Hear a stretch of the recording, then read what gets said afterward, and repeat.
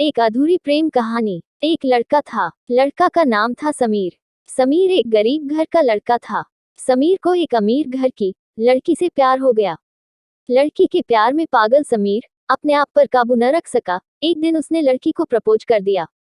लड़की की नाम थी पायल। अमीर लड़की ने उसका मजाक उड़ाते हुए कहा, तुम्हारी पूरे महीने की कमाई और मेरे एक दिन का खर्चा एक बराबर है।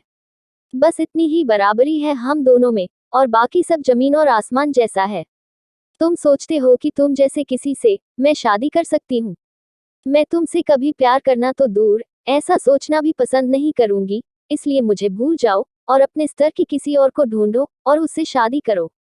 बेचारा गरीब समीर आहत होकर खून के आंसू पीकर वहां से सिर झुकाकर चला गया।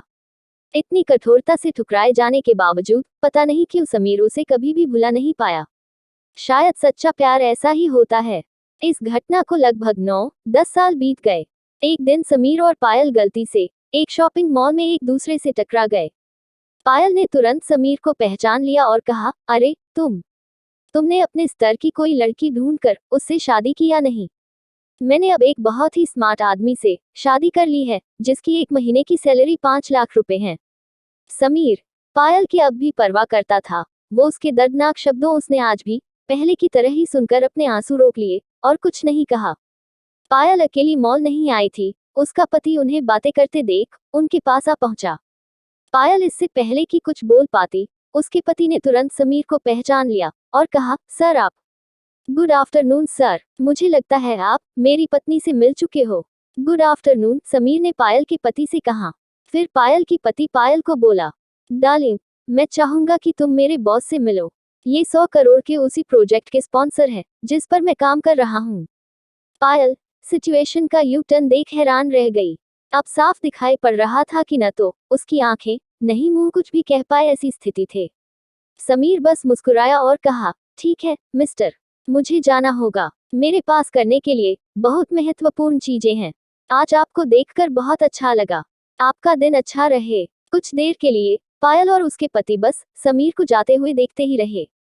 पायल ने झटके से उबरने की कोशिश करते हुए अपने पति से पूछा, क्या वाकई में ये तुम्हारा बॉस था?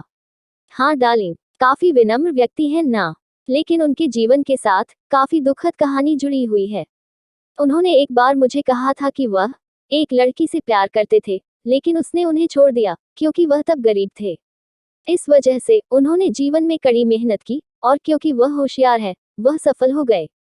अब वह एक करोड़पति है जो एक महीने में लाखों डॉलर कमाते हैं।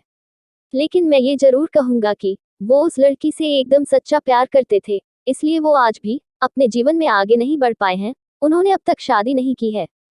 उद्धरण चिन्ह। पति उसके गुणगान गाता रहा। पति ने कहा, कितनी खुशनसीब होती वह औरत अगर इस भले आदमी से शादी कर लेती। पायल पूरी तरह से सदमे में थी और एक शब्द भी नहीं बोल सकी। कहानी की सीख। दोस्तों, जीवन हमारी उम्मीद से भी ज्यादा छोटा है, इसलिए दूसरों को उनकी वर्तमान परिस्थितियों के कारण नीचा दिखाकर बहुत अभिमानी या गर्वित होने की जरूरत बिल्कुल नहीं है। समय के साथ चीजें और परिस्थितियां बदलती हैं।